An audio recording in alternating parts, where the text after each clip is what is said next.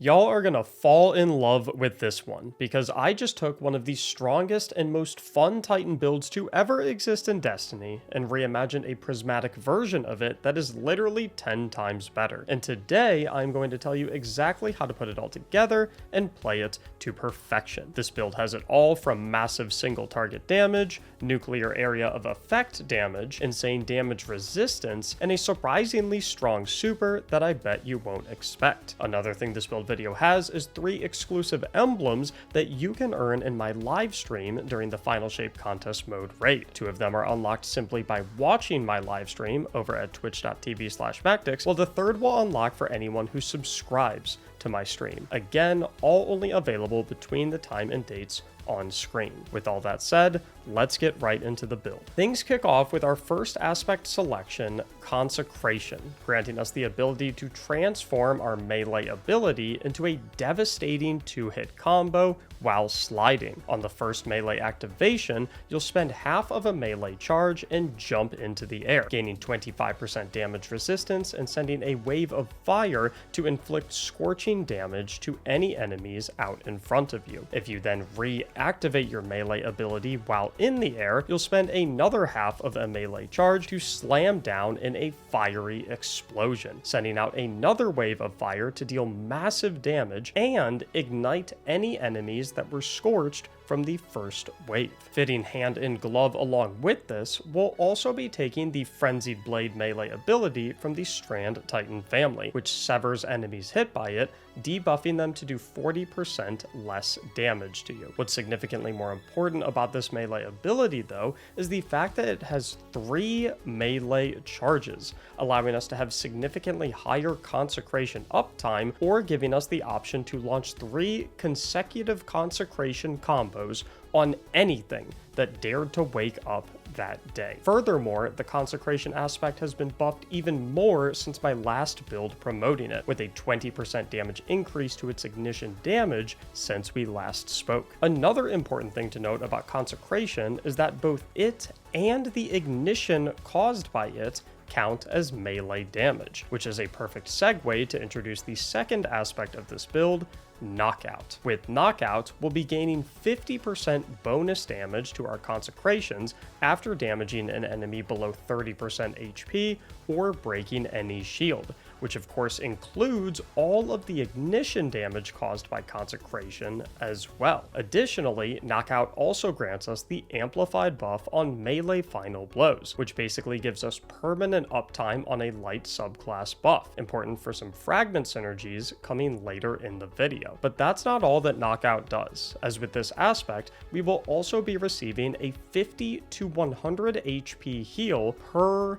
melee kill, based on the tier of the enemy that we defeat. Combine this with the 25% damage resistance of Consecration, and it's easy to see how unkillable this build really is. Altogether, we're basically healing an entire health bar from each Consecration and doing even more damage than anything could possibly handle aside from the tankiest of enemies. At least, that would be the case if we didn't have the exotic armor piece for this build, the Synthoceps. These gauntlets are well known in melee builds at this point, granting 165 increased melee damage while surrounded by 3 or more enemies, lingering for 5 seconds after no longer being surrounded. For context, these gloves were so good with Strand Titan that Bungie specifically nerfed their interaction with the Strand Banner of War aspect to give less than half the normal damage buff in the final shape. What's insane though is that Banner of War,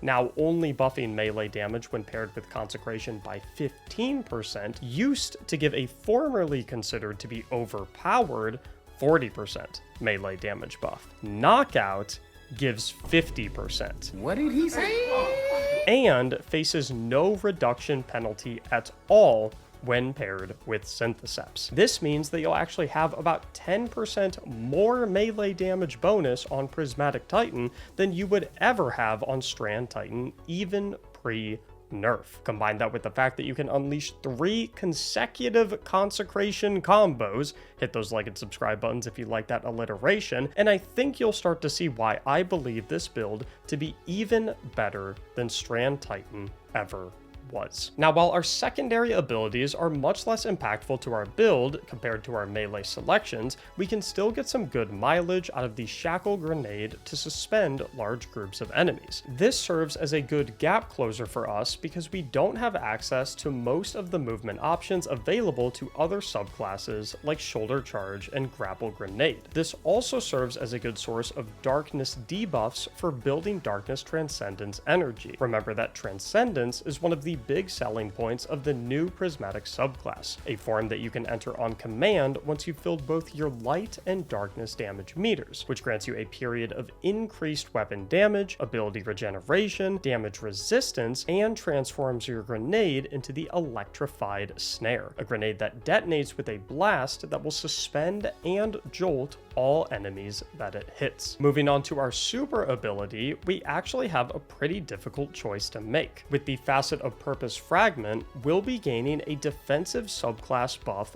based on our super element whenever we pick up an Orb of Power, which with some of our armor mods coming will be generated on basically every melee kill. This gives us almost infinite uptime on either Woven Mail for a 45% damage resistance buff if we choose the Strand Blade Fury super, or Void Overshield for a 50% damage resistance buff, but only while the 45 HP Overshield lasts if we choose the new Void Twilight Arsenal super. Blade Fury is the classic Strand Titan super with great synergy with our Synthoceps exotic, giving it a 50% buff to super damage while surrounded by enemies. It also can suspend targets with the heavy attack and grants us 3 melee charges when the super ends. All of this worked well in the past and seems good with Prismatic Titan, but what's surprising is that the new Twilight Arsenal super seems like it might be even better. This is because the damage on the Twilight Arsenal super is significantly better and faster than Blade Fury. You first throw 3 giant void axes, demolishing 1 or 3 groups of adds or absolutely nuking a boss tier enemy, and then are able to pick up the axes and go around with them to smack enemies with your light attack, or use the heavy attack to throw the axe again, consuming it and dealing massive damage. And what makes this even stronger is the fact that with the Expanding Abyss artifact mod, this weakening effect from every hit of the axes will actually be a 25% debuff when you're dealing void damage. This buffs not only the super itself, which is actually also receiving a 50% damage buff from Synthoceps already, but also any of our amazing void heavy weapons like Edge Transit or Falling Guillotine. With all of this taken into account, I personally believe that the utility and damage of Twilight Arsenal puts it head and shoulders above any benefits that Blade Fury could provide. Woven Mail is undoubtedly stronger than Overshield in terms of pure survivability, but for a build like this with full health regeneration on every Consecration from Knockout, it doesn't seem like you'll really need it. I do, however, recommend you to try both of them once you play this build for yourself, and let me know what you personally find to be better. Moving on to Fragments, we've already chosen the Facet of Purpose like I mentioned, leaving us with 4 fragment slots left, and the first one is essential to having the build sustain itself infinitely through our natural cycle of consecrating large groups of adds. That is because with the Facet of Balance, we will receive melee energy whenever we get light damage multi-kills, and grenade energy whenever we get darkness damage multi-kills. Considering every single use of Consecration will be a multi-kill, this essentially acts as a better version of Thread of Generation, a strand fragment for grenade energy that was considered to be so broken that it got nerfed twice and was still the top pick for Strand Titan back in the Lightfall days. You can optionally combo this fragment with a strand weapon as well to get more shackle grenades, which really amps up our survivability even further when facing enemies we can't easily burst down with a single Consecration. My preferred option is the Swordbreaker shotgun from the Crota's End raid with Demolitionist and 1-2 punch. Another good option could be the Call,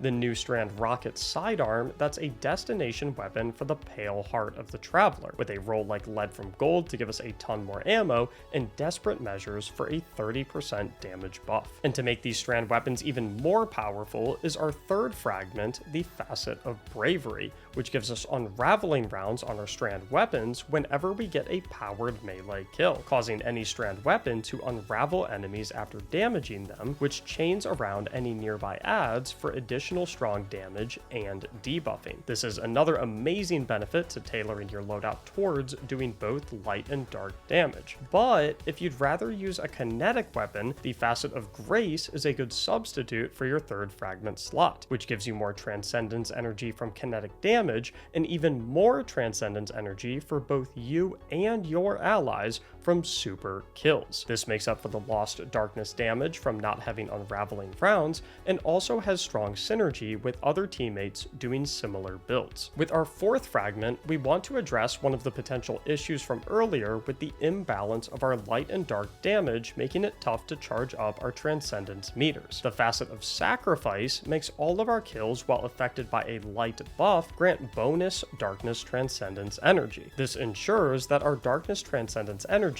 keeps up with our light transcendence energy from our constant Consecration nukes, as we have permanent activation of this fragment from Knockout, which is giving us the amplified light buff on all of our melee kills. The fifth and final fragment for this build is the Facet of Courage, which grants us 10% bonus light ability damage whenever we hit a darkness debuffed enemy. We have several ways to activate that through unraveling rounds and our shackle grenades, allowing us to take advantage of this bonus whenever we want. And while 10% may seem like a small damage buff, consider the fact that with Synthoceps and Knockout's bonus damages added to it, this takes us up to a grand total of a 624% damage buffed Consecration melee ability. As far as weapons go, in our top slot, as mentioned before, the Call and Swordbreaker are both great choices for damage and ad clear with damage perks and unraveling rounds. In the middle slot, because of our bonus void damage from our super's weakening effect,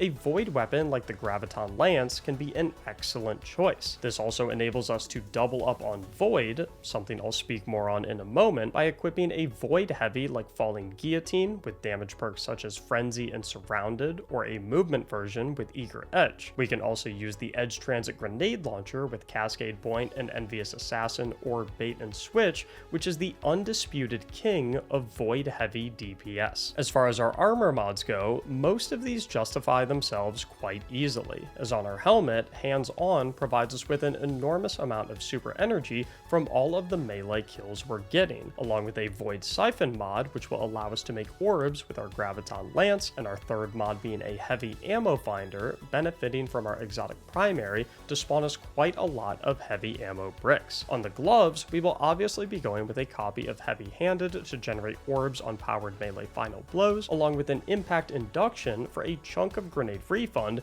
when dealing melee damage, perhaps alongside a harmonic loader to better suit our void weapon reloads. For our chest piece, Concussive Dampener is the premier damage resistance mod, with elemental resists being swapped out depending on the damage type of enemies you are fighting in your current activity. On our boots, our choice of double void weapons justifies the use of two void weapon surge mods, granting a 17% damage bonus on both our energy and heavy weapons when armor charged. A Void Scavenger mod also allows us more security, because those ammo finder bricks are a little small without it. Finally, on our class item, Time Dilation is always a good choice to extend the duration of our Void Surge buffs, along with mods like Reaper to generate an Orb of Power on weapon final blows after class ability cast, and Bomber or Outreach for a chunk of grenade or melee energy respectively on class ability cast. Dealer's choice on that one. For your stats, Resilience is always going to be the first one to hit tier 10, with Strength coming in second and Discipline in third. And now that you fully understand just how absurdly and uniquely powerful Prismatic Titan is, all that's left is to like the video and subscribe to the channel if you enjoyed the build, and to check out the written guide in the Mobalytics link down below,